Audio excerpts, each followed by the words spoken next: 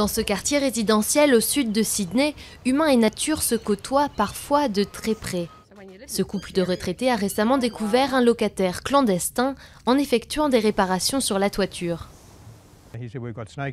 Le couvreur a dit « il y a des serpents là-haut » et son équipe a refusé de s'en approcher.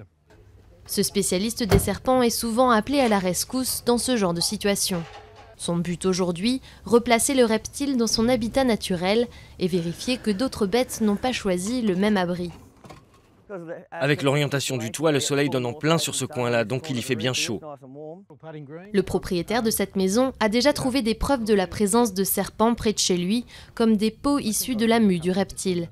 Mais il était loin d'imaginer qu'il pourrait en rencontrer ailleurs que dans le jardin. Ça ne m'est pas venu à l'esprit qu'il pouvait y avoir des serpents qui habitaient à l'intérieur ou au-dessus de la maison. Je pensais qu'ils venaient simplement à la recherche de nourriture. Le long de la côte est australienne, le développement urbain empiète souvent sur les forêts primaires au détriment de la faune. Je préfère voir l'animal en lieu sûr, ce n'est pas de sa faute s'il est là, c'est celle des humains qui ont construit une maison là où il vivait.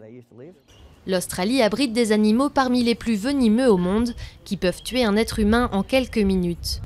Mais les serpents ont tendance à fuir le contact avec l'homme et les morts par morsure sont très rares, de 1 à 4 par an.